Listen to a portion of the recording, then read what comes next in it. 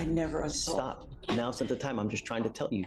She's threatening to get a knife. She's bigger and stronger than my client. What's she on probation for? Trying to stab her older sister, my other daughter.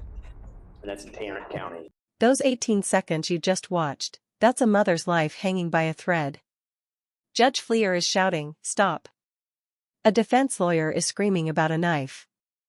But the real story, it's far more complicated than that. Samantha Walker is facing a year in jail and a $4,000 fine for allegedly assaulting her 15-year-old daughter. On paper, it looks like a clear-cut case of domestic violence with Samantha labeled as the primary aggressor, but the details don't add up. Why was this victim already on probation for attempting to stab her own sister? And how did a video that allegedly proved Samantha's guilt suddenly become her only path to total freedom? If you want to see how the legal system uncovers the truth when the first impression is completely wrong, hit subscribe for more in-depth case breakdowns. Let's go back to where this all began. Samantha Walker. Ms. Walker, you're charged with assault of a family member. You're facing up to a year in jail and or a $4,000 fine. We are going to do probable cause. You have the right to remain silent. Anything you say can or will be used against you. You have the right to have an attorney present. If you cannot afford one will be appointed to you, ma'am.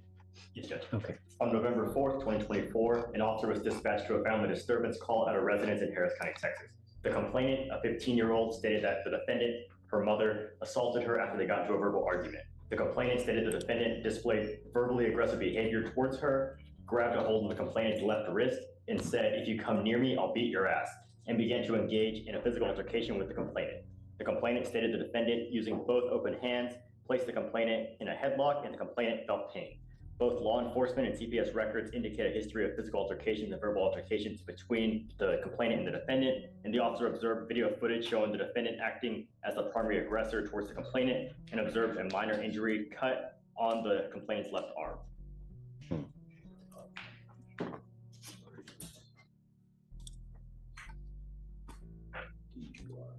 So we have prior violence, any prior charges? There's no prior Any, charge. no Your prior Honor. injury to a child, felony charges? No, Your Honor. Child means 14 years or younger. She's 15. Okay, ma'am, I'm going to find that there's probable cause to go forward with the case. No, Your Honor. Don't.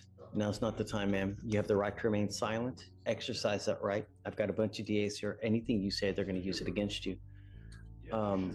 Guys, what do we do about contact? You know? Yeah, well, so Michael, I need your help. You know, this is a 15-year-old child. We have a history of violence allegedly between mom and daughter. Yes, Judge. Now we have an assault case against a 15-year-old. And according to what Alex says, there's a history of it. It's unacceptable.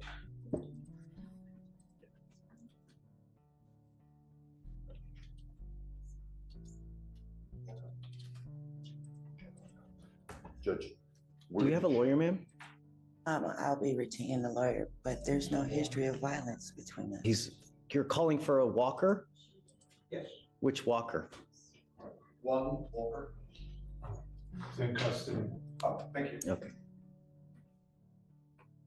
So, what my plan was, and I already spoke to my people about this, is we were going to check the offense report to see where the child was taken. Were they taken to CPS custody, state custody?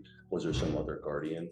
Once we're aware of where the child is, we are going to be asking for a no contact order to be granted based off of the allegations of the history. What about now? Is there something that we can do now as far as finding out where the child is? Well, you know? we're going to call CPS today and see if they're in state custody.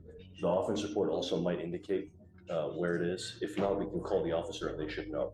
Yeah, I'd like to, because I think it's serious. I mean, if we have a history of violence, I don't want that to happen anymore. I know that you're telling me no, but I have other people that are telling me differently.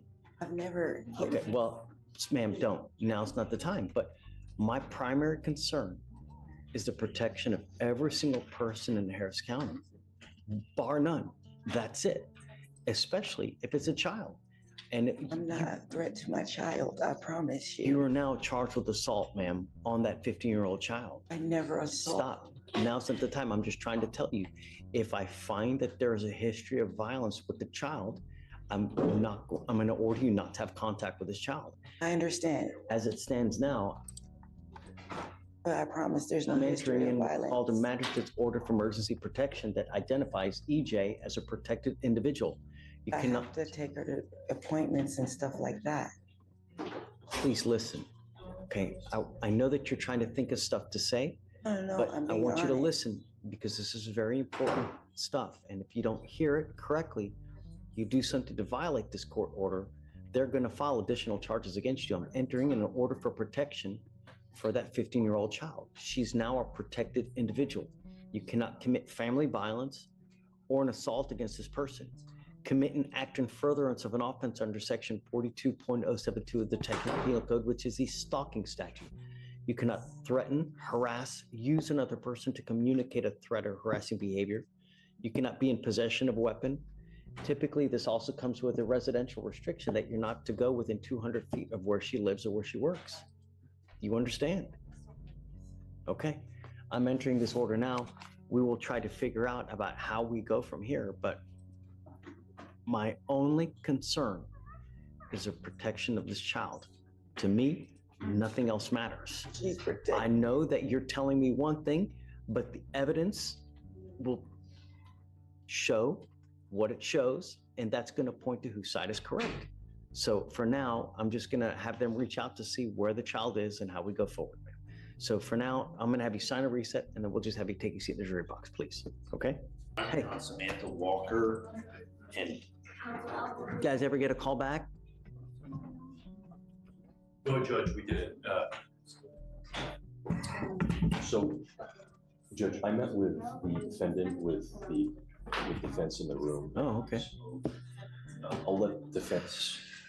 Your Honor, I showed him some video of the alleged assault, I believe. Of course, I haven't gone through the state's discovery, but this, in my opinion, is a child out of control. She's on juvenile probation in Tarrant County, according to her mother. The complaint says that she caused bodily injury by grabbing her. I mean, the complaining witness has a statue. She's threatening to get a knife. She's bigger and stronger than my client. My client's called the police numerous times. This is why we appoint. And so there's I always think- two sides, right? I think Always this time. is almost enabling the child when the police come. The police saw all this, but they're so sick of going out there. They're like, we're somewhere. But I don't understand why they wouldn't, if you see this, Michael, did you see it? I saw the video, Judge. Okay. Based off of what I saw and what defense told me, I'm unopposed to removing the residency restriction, to not granting a MOAP at all, and to just. No more. I wouldn't. Okay, I mean, if that's what you think, I'll go with what you think. I Based off think, what they're telling me, Judge, and I did corroborate some of the information as well. We're just going to subpoena the CPS records to take a look. come up, Ms. Walker, come up. So I guess, the $25 million question is, how do you wrangle in a child who's out of control? I've been doing everything in my power to love her, do everything to help her get some type of mental help. I've had her admitted to several programs. I've even contacted CPS myself personally, had them come out to the house. She got up and walked out on us. I've tried therapy. I've tried medication. Hell hath no fury as a scorned 15-year-old. I tell you None. what, I mean, I None. remember I was 15. Oh God. And I hope it doesn't, I mean, I know it's going to happen to me, but what's she on probation for? Trying to stab her older sister, my other daughter, And that's in Tarrant County. in Tarrant County. And a juvenile case. Another felony. Okay, so I'm at your disposal, I guess, whatever you want, ma'am. I'll take off I won't do the order for protection. Just be careful, you know. I won't put I'm not going to put any conditions either, I guess, you know. I would just say no threatening or harassing, Judge, if the court's inclined to do that. This is some sort of. I mean, safe how do you handle a 15-year-old? It's, you How know, can you be a parent if, it's almost like you're disarmed and the child can do whatever she wants. And if you touch me, well, then you're going to jail, Mom. Correct. F you. no, I mean, imagine that. The child will have unfettered access to And the Just arresting wreak officer havoc. told her, if you feel triggered, You can leave and take a walk. Well, that walk turned into her being gone for 7 days. Oh, my Lord. You can bring her here? She'll come here. I can try to talk to her. Yeah, Show her the jail. I don't she's know. been to jail in Tarrant County already because she continues to violate. Well, that's the juvenile detention, it's not the same thing. I don't know. I mean, I don't know how worse juvenile detention is versus regular. And she had an It's- ankle monitor, but I'd it was imagine. cut off. It's not like the jail. Really? Yeah, they're in plain clothes, they're not in handcuffs, they have plenty of hours. Really? It's completely different. It might as well be a playground. Yeah, yeah. Wow. It's not like Dr. Phil where he sends No. them to the. No. Okay. It's a playground. I'm not going to put in, just be careful. You know, it's evident she's bringing you down too. And I'm so sorry for it. You know, you're welcome to come bring her here. We'll try to help you out. Yes. If she'll listen to me, I'll try to talk to her or whatever you need. We're at your disposal, you know? Thank you. I appreciate that. You ever need funds for anything, just let me know. Okay. That's why, you know, I wanted to appoint you someone because there's always two sides, right? You know, we get one side here, but a lot of times you don't get the other side. And a lot of times we take that for granted. And it's good to have another ear in just so that we always know we get a complete picture. And it's just so important. So Yes, sir. I'm sorry you're going through that. And I hope it gets better. You know, if you keep loving, I got to imagine she's going to get better.